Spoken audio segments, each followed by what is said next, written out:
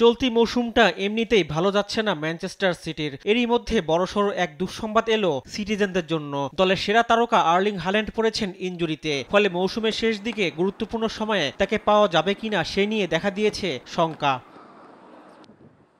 রোববার এফএ কাপের কোয়ার্টার ফাইনালে বোর্নমাউথের বিপক্ষে খেলতে নেমেছিল ম্যান সিটি। ২-১ গোলের জয়ে দলের প্রথম গোলটিও করেছিলেন এই নরওয়েজিয়ান তারকা। ম্যাচে বোর্নমাউথের মিডফিল্ডার লুইস কুকের ট্যাকেলে ইনজুরিতে পড়েন হাল্যান্ড।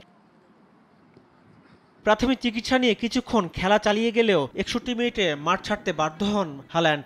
সোমবার তার বাঁ পায়ের অ্যাঙ্কেলের চোটের বিষয়টি নিশ্চিত করে ম্যান সিটি। ম্যাচ শেষে হাল্যান্ডকে স্ক্র্যাচ নিয়ে এবং বাঁ পায়ে প্রোটেক্টিভ বুট পরে মাঠ ছাড়তে দেখা যায়, যার ভিডিও সামাজিক যোগাযোগ মাধ্যমে ছড়িয়ে পড়ে। তবে এই চোটে কতদিন মাঠের বাইরে থাকবেন হাল্যান্ড তা নিয়ে স্পষ্টভাবে কিছু জানায়নি সিটিজেন শিবির। ক্রমাগত বাজে পারফরমেন্সের কারণে আগেই প্রিমিয়ার লিগের সেরা চারের বাইরে ছিটকে গেছে ম্যান সিটি। মৌসুমের শেষ দিকে প্রতিটা ম্যাচই যখন গুরুত্বপূর্ণ, তখন হাল্যান্ডের না থাকাটা বেশ ব্যাকফুটে ঠেলে দিয়েছে পেপ গার্দিওলার দলকে। তবে এই মৌসুমের শেষের দিকে কিছু ম্যাচ এবং আসন্ন ক্লাব বিশ্বকাপে হাল্যান্ড খেলতে পারবেন বলে আশা করছে ম্যান সিটি। চলতি মৌসুমে এখন পর্যন্ত ৪০ ম্যাচে ৩০ গোল করেছেন হাল্যান্ড। এর মধ্যে বেশ কিছুদিন বাজে পারফরমেন্সের কারণে সমালোচিত হন তিনি। দলের সেরা তারকা দ্রুতই ইনজুরি থেকে ফিরে গোল করে ম্যান সিটিকে জয় এনে দেবেন, এমনটাই প্রত্যাশা সিটিজেন ভক্তদের।